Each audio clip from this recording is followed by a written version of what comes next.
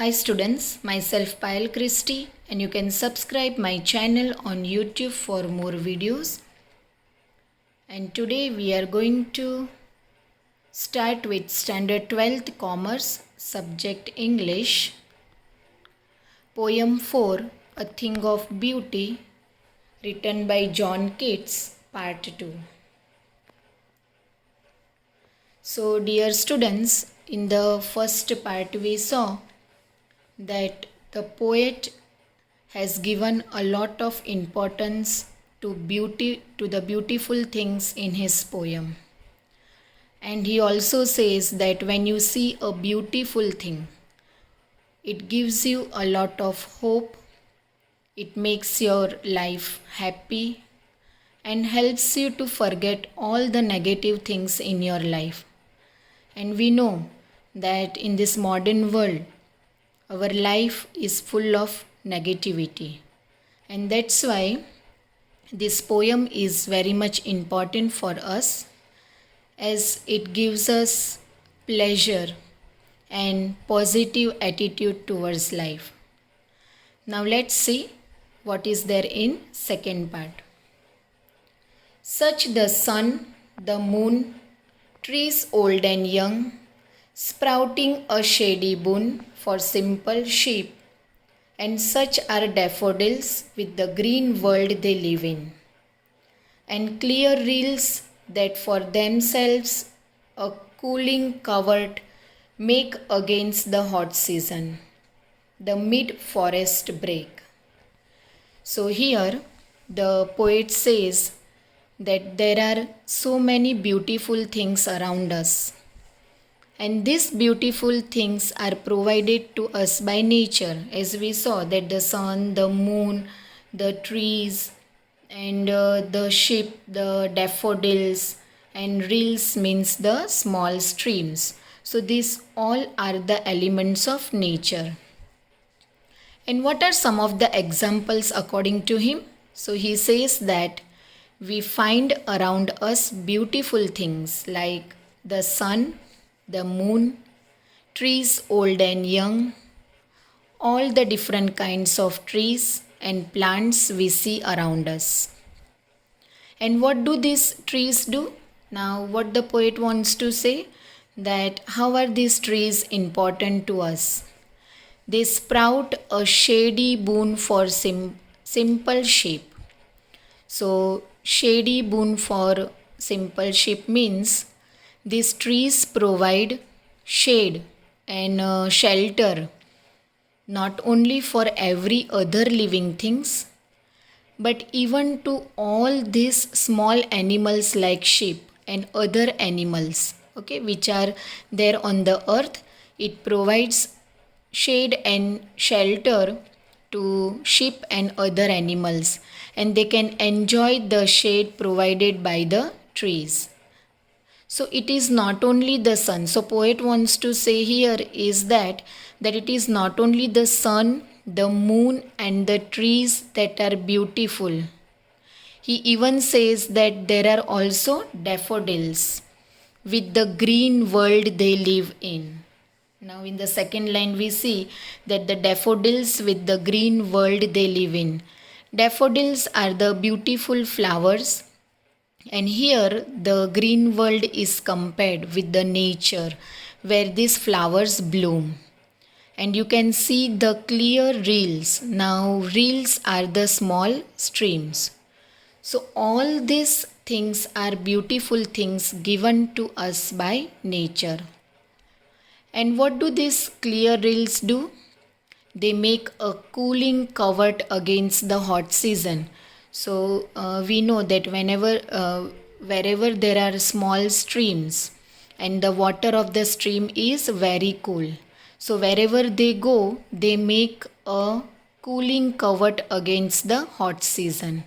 That means through whichever area they flow, they make that area very cool for themselves, especially during the hot season. And the mid-forest break. Now here break means the process of slowing down. So they flow very slow through the forest areas, and from Wherever they flow, the streams make that area very cool. And that also gives us a lot of joy and pleasure. Whenever we see these small streams, it gives us a lot of happiness. Now next, rich with a sparkling of fair musk rose blooms, and such too is the grandeur of the dooms we have imagined for the mighty dead.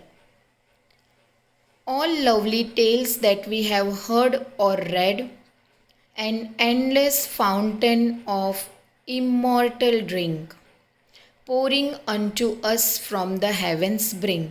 Now this paragraph is very much important. Now let's see what the poet wants to say. Here John Keats wants to tell us that there are some more beautiful things around us, like the musk rose, which has a sweet and pleasant smell, and its look is also very beautiful. Whenever we look at the rose, we are very much impressed by its smell and its look. Their fragrance also gives us happiness. Then the poet says that such too is the grandeur of the dooms we have imagined for the mighty dead. Now here grandeur means something very magnificent or socially importance, something which is very much important. And doom means death. Please note down the meaning. Doom means death. So we are attached so much with the grandeur to the death of mighty people. Now who are these mighty people? Mighty people are the great people who had lived an inspiring life and they have done some good deeds in their lives. We look at their life stories and get inspiration and encouragement. And when these people die, we are attached so much with the importance of their life that even their death is very important for us, because their life stories itself gives us strength and inspiration. There are many people, those who have left their footprints behind for us. For example, Mahatma Gandhi, Pandit Jawaharlal Nehru. So many poets are there, so many writers are there, and they have given us a lot of encouragement and inspiration regarding our life, means how to live our life.